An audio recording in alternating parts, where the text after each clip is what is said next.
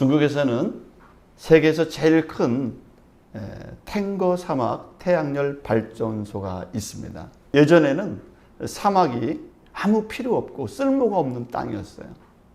식물도 나지 않고 물도 없는 그런 곳이기 때문에 다 버려진 땅이었습니다.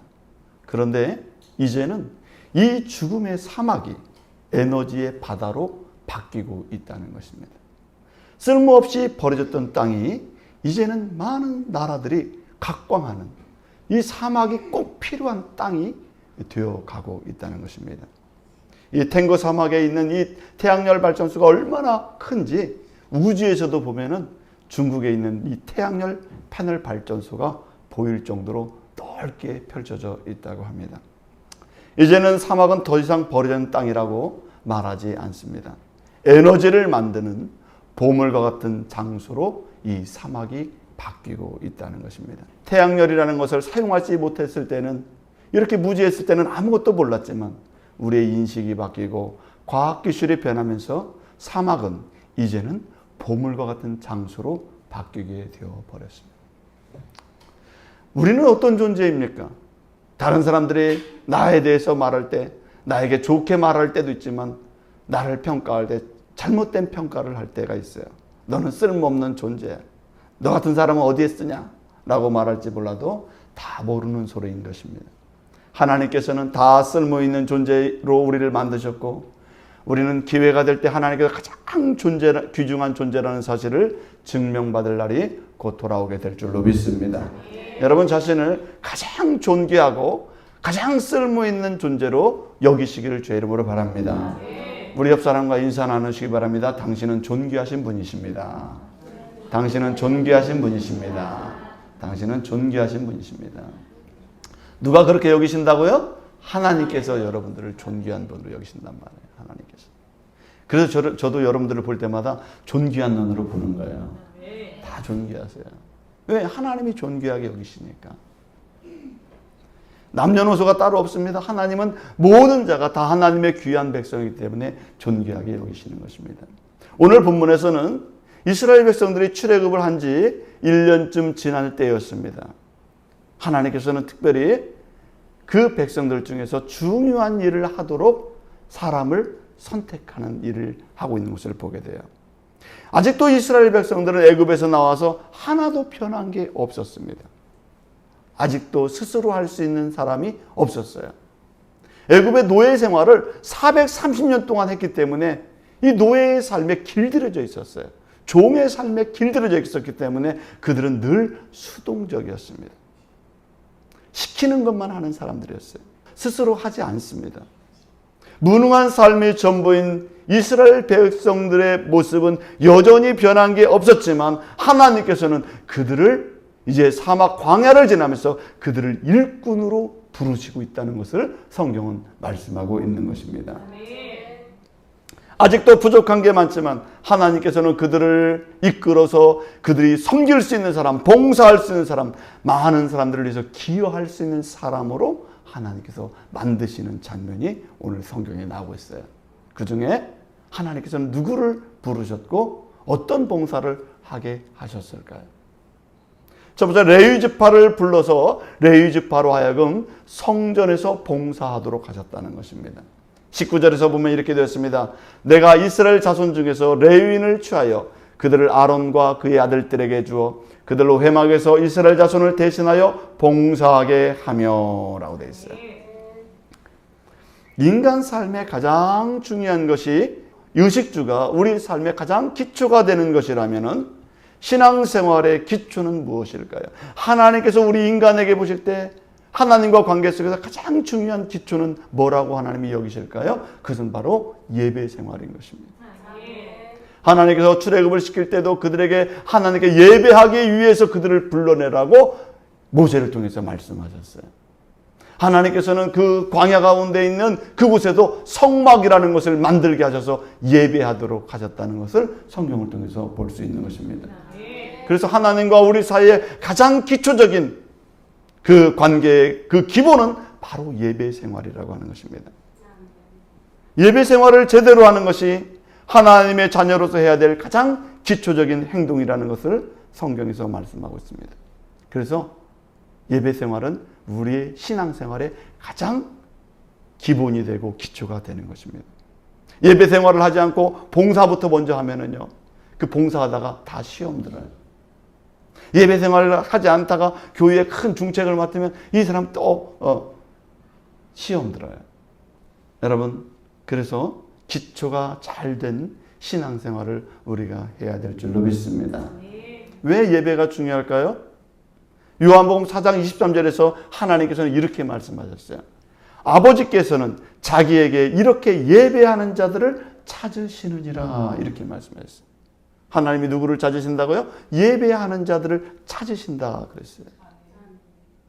하나님은 예배하는 사람을 찾으시고 만나주시고, 예배를 통해서 은혜를 주시고, 예배를 통해서 깨닫게 하시고, 돌이키게 하시고, 새로운 삶으로 이끌어 나가는 것이 어디를 통해서 말씀하시느냐? 예배 생활을 통해서 우리를 이끌어 주시는 줄로 믿습니다.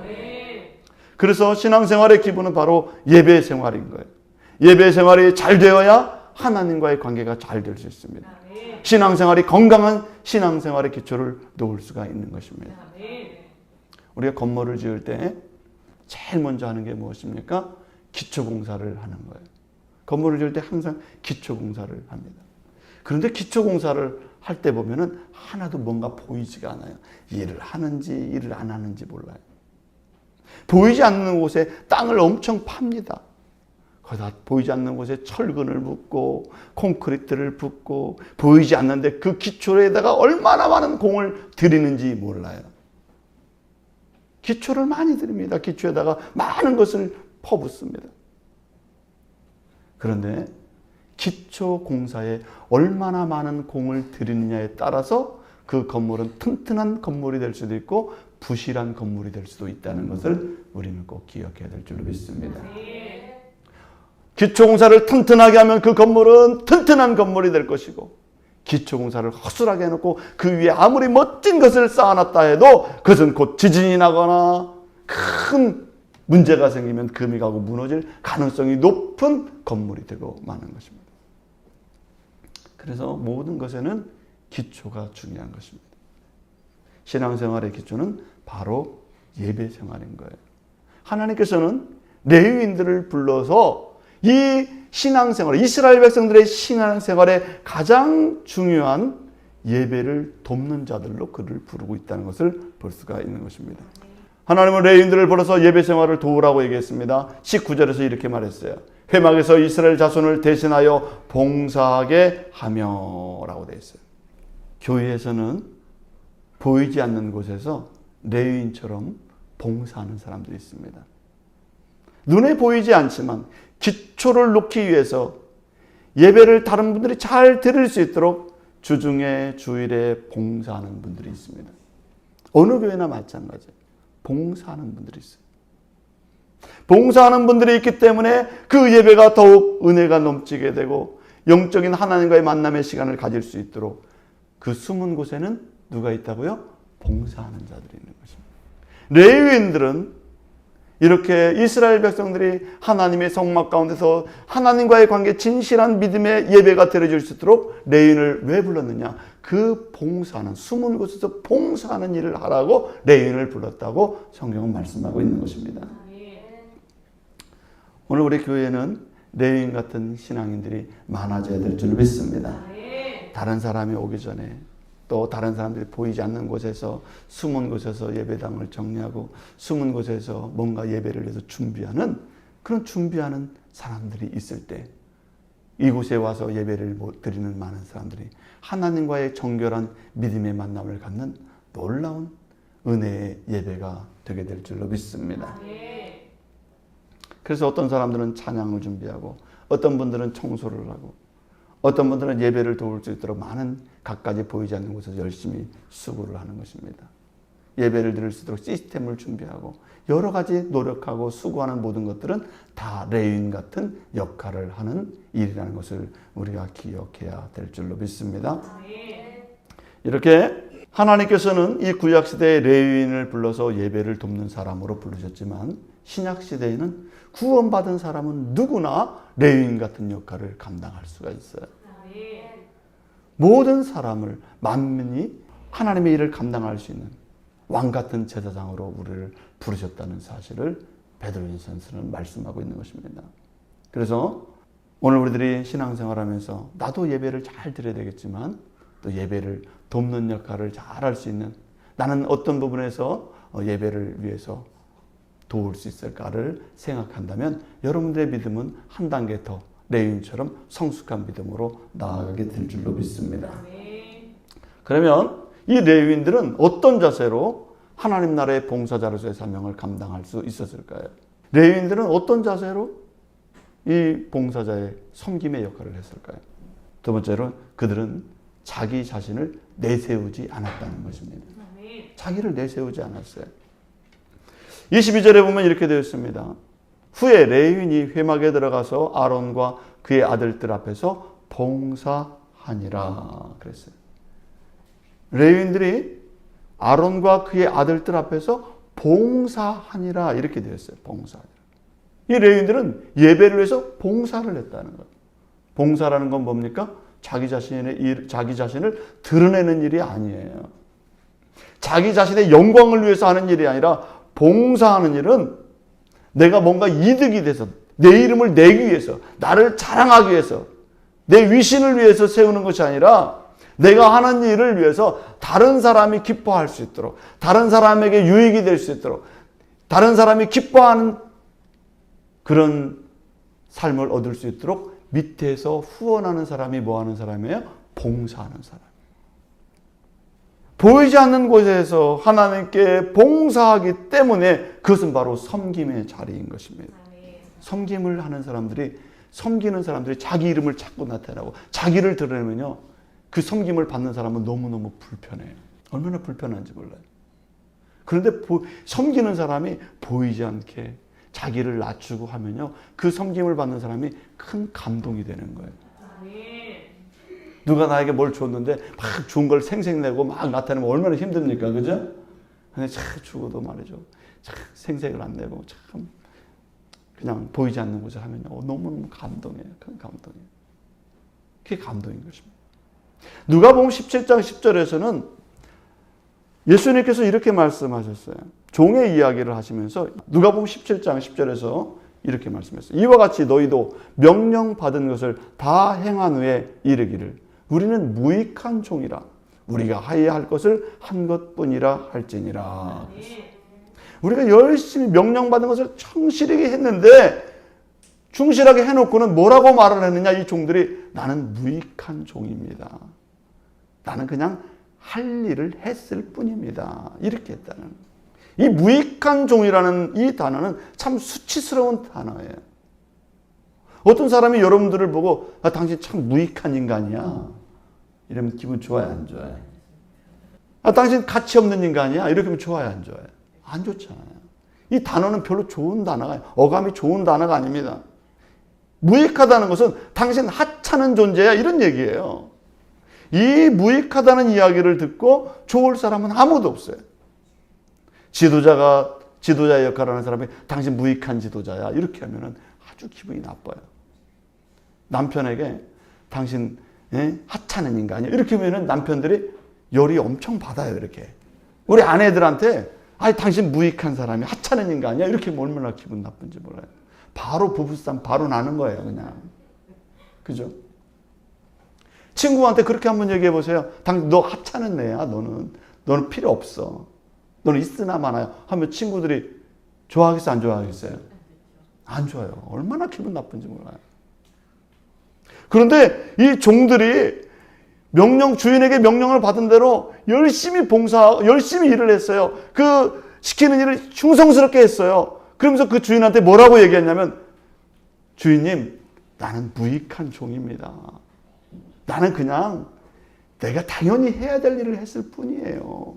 이렇게 얘기를 했다는 거예요. 주인이 그 얘기를 듣고는 주인은 너무너무 감동이 되는 거예요.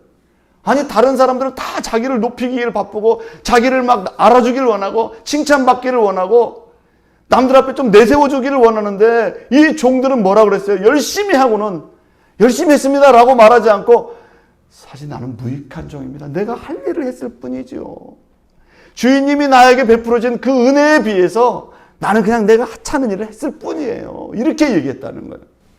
이 주인은 이 종이 하는 이야기를 듣고 감동이 되는 거예요.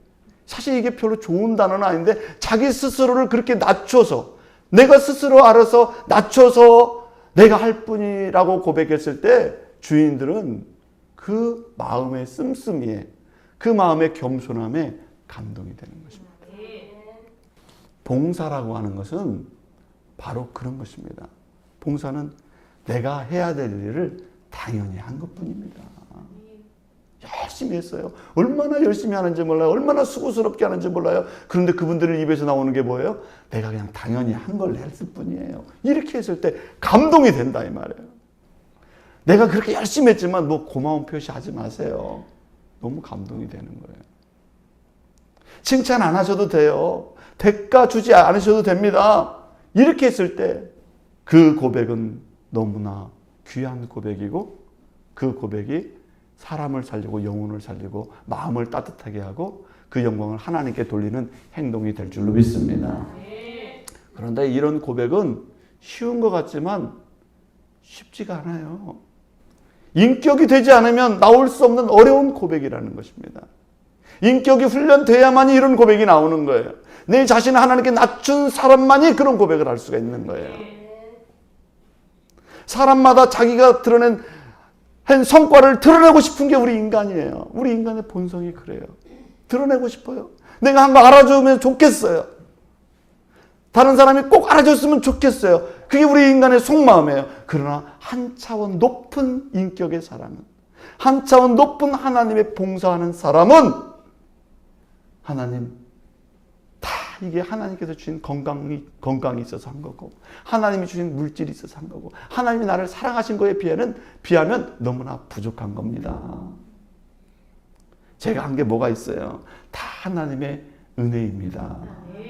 라고 고백할 수 있는 사람은 진정한 하나님의 봉사자로서 존귀함을 받을 사람인 줄로 믿습니다. 이게 바로 봉사자라는 거예요. 우리는 성경에서 이렇게 신앙을 고백한 사람을 만날 수가 있어요. 누구냐면 사도 바울이에요. 사도 바울은 자기 자신에 대해서 뭐라고 고백했을까요? 고린도전서 15장 10절에서 이렇게 고백했습니다. 나의 나된 것은 하나님의 은혜로 된 것이니 내가 한 것이 아니요 오직 나와 함께 하신 하나님의 은혜로다. 나의 나된 것은. 여러분 이 세상에 사도 바울의 영향을 받지 않는 사람은 한 사람도 없어요.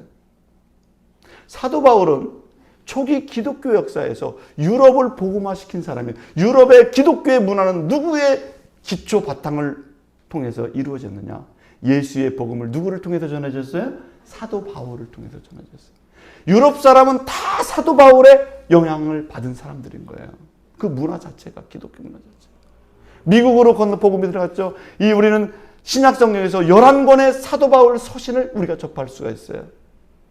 사도 바울의 편지를 통해서 에베소와 빌립보와 당대 로마와 고린도와 아테네 모든 지역에 다 바울 사도의 영향을 받게 되었어요.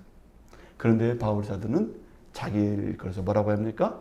나의 나된 것은 하나님의 은혜로 된 것이니 내가 한 것이 아니요 오직 나와 함께 하신 하나님의 은혜로다. 주의 은혜라는 거예요. 내 공로는 하나도 없다는 거예요. 내가 잘나서 한 게 아니라는 거예요. 다 하나님께서 하게 하셨기 때문에 된 거라고 하는 그 아름다운 고백을 하고 있는 것입니다. 그럼 오늘 우리들도 주님의 은혜라는 고백이 우리 속에 있어야 되는 것입니다. 내가 주어가 아니라 다 하나님의 은혜로 고백하며 내 인생의 주어는 하나님이시요 나는 하나님께 단지 봉사자로서 쓰임받은 것에 대해서 감사할 수 있는 마음을 가진 사람이라면 그 사람은 진정한 수준 높은 믿음의 삶을 살아가는 사람인 줄 믿습니다. 그러한 사람으로 하나님이 레위인을 부르신 거예요. 레위인 너희들은 수준 높은 믿음의 삶을 살아야 된다는 거예요. 너희들은 봉사자가 되어야 된다는 거예요. 너희들을 드러내는 것이 아니라 하나님의 영광을 드러내고 너희들이 봉사함으로써 11지파가 다 하나님 앞에 예배할 수 있는 신실한 사람들이 될 수 있도록 숨은 곳에서 뭘 하라고요? 레위인들은 봉사하라. 봉사. 너희들이 봉사할 수 있도록, 너희들이 낮은 곳으로 내려갈수록, 너희들이 기초를 잘 놓을수록 너희들 때문에 이스라엘이라는 나라가 살아나게 되는 것이다. 하나님이 영광을 받고 이 나라는 위대한 나라가 될 것이다 라고 하는 말씀을 하나님께서 하시는 거예요. 그리고 누구를 부르셨다고요? 레위인들을 부르셨어요. 레위인들을 뭐 하라고요? 봉사자가 되라고. 여러분, 봉사를 하다 보면은 사람들이 알아주지 않습니다. 봉사하는 일은 항상 욕먹는 일이에요. 예? 열심히 봉사하고 돌아오는 거는 대부분 욕먹는 일이에요. 봉사가 되게 어렵습니다. 그런데 요즘에는 MBTI라는 게 있어요. 사람들의 성격을 검사하는 게 있어요. 사람들의 성격이 얼마나 까탈스러운지 몰라요. 그렇죠? 우리 옆 사람도 한번 봐보시기 바랍니다. 예, MBTI 하면 성격이 나하고 완전 다른 분이세요. MBTI 검사를 하면은 이 융의 심리학을 통해서 MBTI 16가지 이 성격으로 나누게 되는데 이제 우리의 성격이 다양하다는 것을 알게 되었어요. 어떤 사람은요, 일을 할 때 계획적으로 딱 준비하는 사람이 있습니다. 그렇죠? 모든 걸 계획적으로 딱딱 해야 돼요. 근데 어떤 사람은 계획이 없어. 무계획에 무계획. 뭘 일을 하면 계획을 좀 세워야지. 근데 남편은 계획적인데 아내는 무계획적인 사람이다. 그러면 남편이 저 사람 도대체 이해가 안 되는 거예요. 나는 계획적인 사람은 무계획적이야. 즉흥적이야. 그런데 저분은 즉흥적인 성격이 그래서 그런 거예요. 검사를 해보니까 성격이 그런 성격이에요. 계획적인 사람과 무계획적인 사람. 어떤 사람은 이성적이에요. 뭔 사리 판단할 때 딱 논리정연하게 딱 생각해서 이성적으로 딱 판단한단 말이에요. 그런데 옆에 보니까 질질 짜고 있어. 울기만 하고 막 속 터진다고 하고 짜증내고 이러고 있는 거예요. 아니 저걸 이성적으로 생각해서 잘 파악해서 헤쳐나가야지 왜 울고 있는 거야 그거. 운다고 다 해결돼? 이렇게 되는 거예요. 근데 성격이 그런 걸 어떻게. 이 사람은 이성적이고 눈물이 없어요. 근데 저 사람은 울기만 해요. 성격이 다른 것입니다. 여러분, 어떤 사람은 자기 혼자 일해야 편해요. 그걸 혼자 일하려고 그래. 혼자 있는 걸 좋아해요. 근데 어떤 사람은요, 혼자 있는 거 너무너무 지루해요. 여러 사람이 어울려서 막 이야기하고 시끄러워야 좋아하는 사람이 있어요. 다 성격이 다른 것입니다. 그래서 사업장이나 직장에서 사람들이 제일 동일하게 하는 말이 있어요. 사람 다루고 사람 상대하는 게 제일 힘든 일이다. 그렇죠?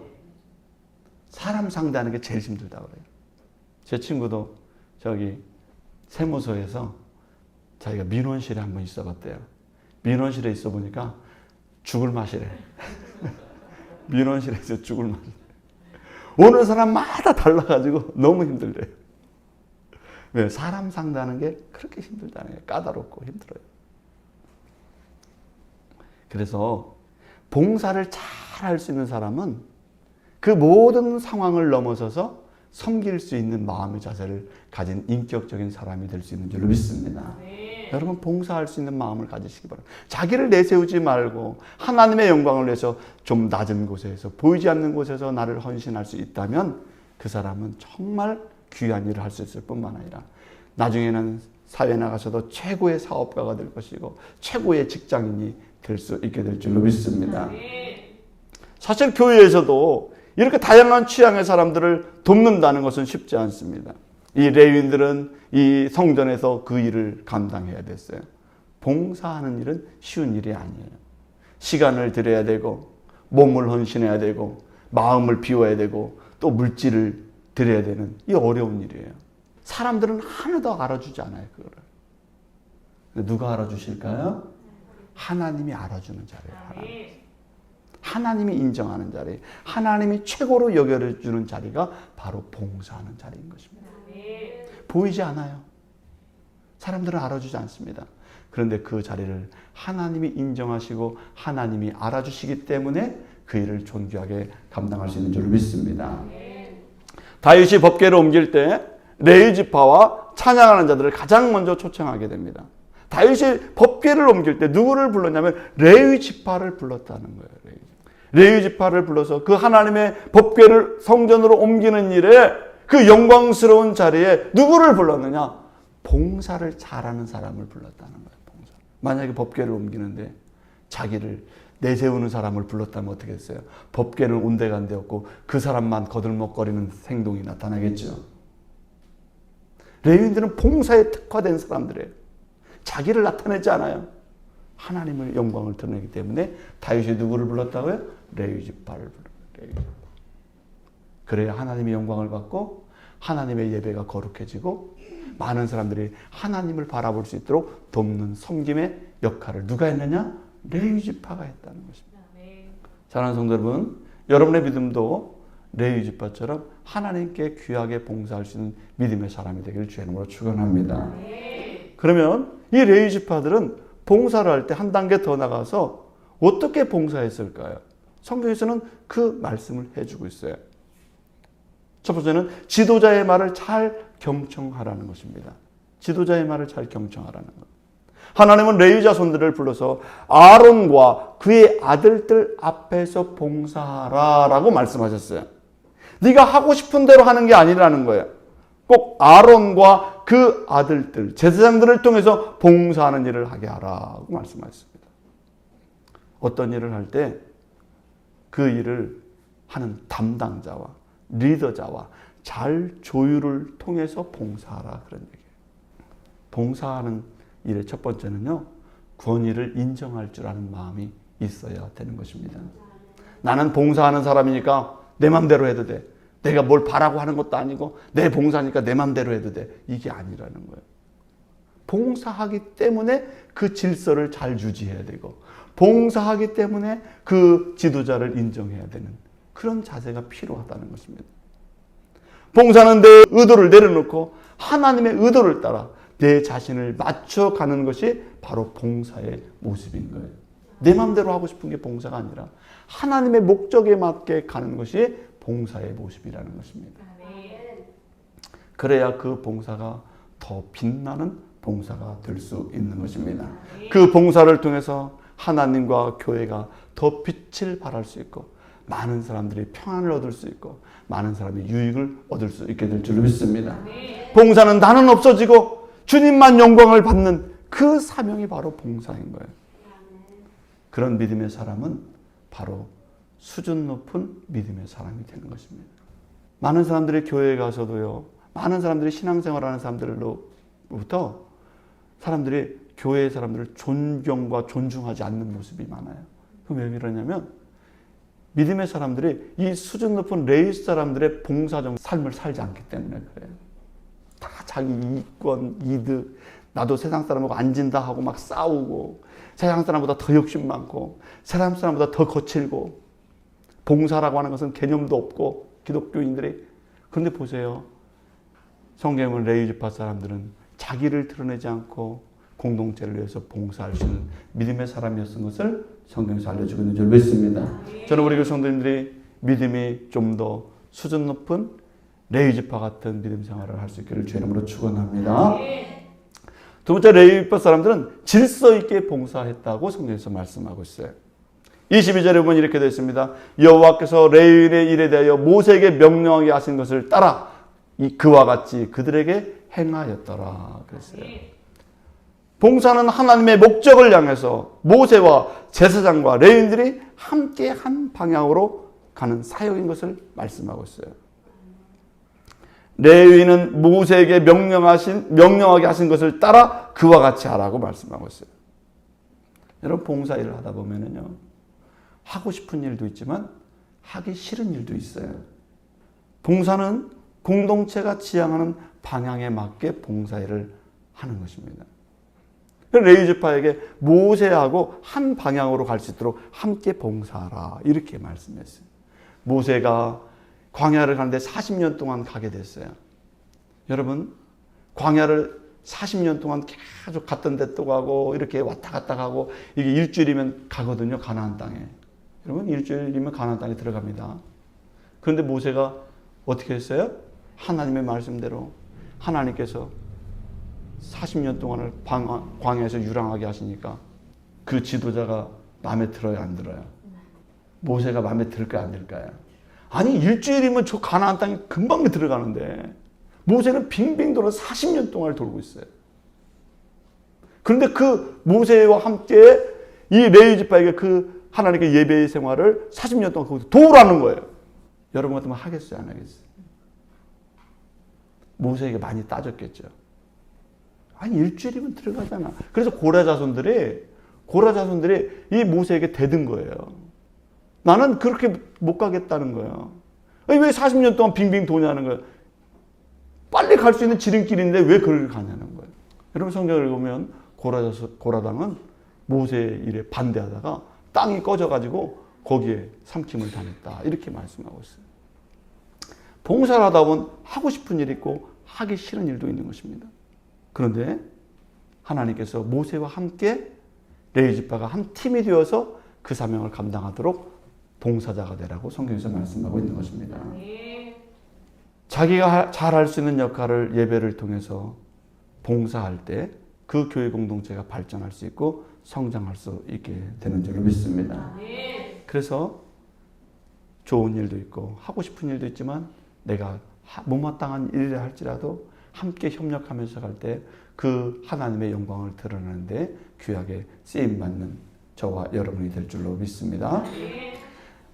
우리는 내 자신을 내세우는 것이 아니라 내 자신을 내려놓고 섬김과 봉사의 마음을 가질 때 하나님께서 영광을 받으시고 그 공동체를 축복하신다는 사실을 우리가 꼭 기억하시길 주의 이름으로 축원합니다. 세 번째는 자신을 드림이 온전한 열매를 맺게 된다는 사실입니다. 자, 민수기 8장 7절에서 이렇게 말씀했어요. 정결 의식을 위하여 번제물과 속죄제물을 드렸다는 것을 성경에서는 말씀하고 있습니다. 자신을 드린다는 것은 내 자신은 없어지고 하나님께만 영광이 되는 거예요. 나는 조연이 되고 하나님이 주인공이 된다는 것을 의미하는 것입니다. 나는 그림자 같은 존재가 되고 하나님이 실체가 되도록 하는 것이 바로 내 자신을 드린다는 의미예요. 내 자신을 드리는 거예요. 이렇게 하나님의 영광을 받고 나는 조연이 되기 위해서는 내 자신이 봉사를 할 때 정결한 봉사자가 되어야 된다는 것을 성경에서 말씀하고 있어요. 여러분, 성경에서는 이 레위인들에게 정결한 자가 되라는 거예요. 정결한 자. 정결한 자. 정결한 마음으로, 정결한 몸으로 봉사하고, 정결한 태도로 봉사하고, 정결함으로 다른 사람을 위해서 하나님의 예배에 봉사하라. 이렇게 말씀했어요. 정결함이 무엇일까요? 정결함이 뭐가 그렇게 중요할까요? 그런데 하나님 볼 때는 대단히 중요하다는 거예요. 여러분, 많은 지도자들이 지도자의 역할을 하다가 많이 무너집니다. 근데 그 사람이 능력이 없어서 무너지는 게 아니에요. 그 사람의 하는 걸 보면 정말 헌신적이고 얼마나 일을 잘하고 얼마나 똑똑하고 얼마나 훌륭한지 몰라요. 그런데 사람들이 그 지도자가 무너져 내려요. 언제 무너졌냐? 깨끗하지 못할 때 무너져 내려요. 그 사람의 수고와 그 사람의 헌신을 인정합니다. 그런데 사람들이요, 지도자들이 돈 때문에 타락해지잖아요. 다 인정하지 않아요. 그 사람이 얼마나 수고했는데, 얼마나 노력했는데 그 사람이 타락해지면 인정해야지 않아요. 정결하지 않다는 거예요. 여러분, 우리가 뭐 청문회나 이런 데 보면요, 그 사람 해온 업적을 보면 얼마나 훌륭한지 몰라요. 얼마나 일을 잘하는지 몰라요. 그런데 그 사람이 안 깨끗하다는 거예요. 사람들이 자꾸 깨끗한 걸 봐요. 다 좋다 이거야. 근데 깨끗하지 않다는 거예요. 사람들이 깨끗하지 않은 걸 싫어요. 깨끗하지 못함을 가지고 봉사하고 깨끗하지 못함을 가지고 헌신할 때 나중에 쌓은 것이 다 무너져 내린다는 거예요. 여러분, 그것을 우리 일상에서 얼마나 많이 봅니까? 그런데 하나님께서 이스라엘 백성들을 레위 지파를 불렀을 때 그 레위 지파에게 뭐 어떻게 하라는 거예요? 너희 자신을 들이면서 봉사하라. 그래서 너희를 정결하게 하고 봉사하라. 이 정결함이 뭐예요? 너 깨끗해야 된다는 거예요. 봉사를 한다고 해서 더럽게 봉사하는 게 아니라는 거예요. 어떻게 봉사하라고요? 깨끗하게 봉사하라.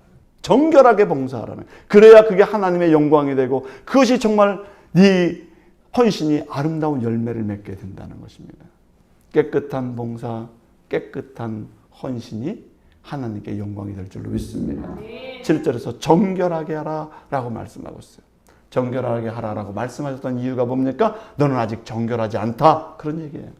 정결하지 않으니까 정결하게 하라 이렇게 말씀하고 있는 거예요.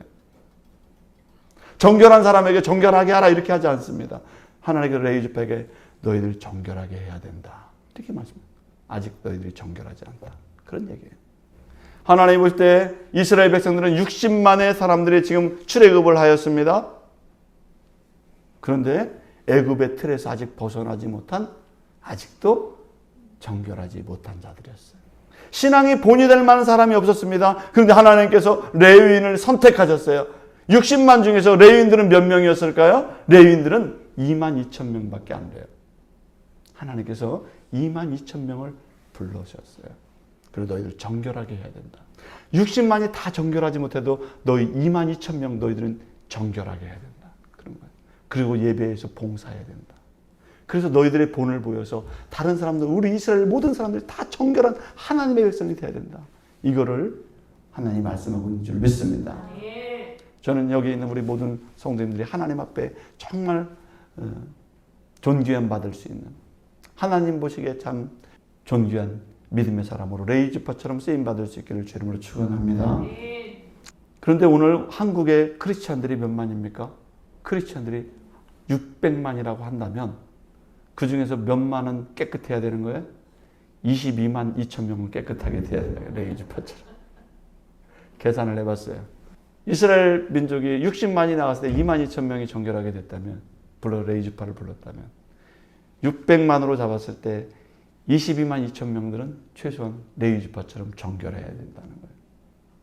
친절한 영적 봉사자, 영적 레위지파처럼 우리들도 구별된 사람으로서 하나님 앞에 봉사할 수 있는 사람으로서 그 안에 멤버에 들어갈 수 있는 사람이 되어야 될 줄로 믿습니다.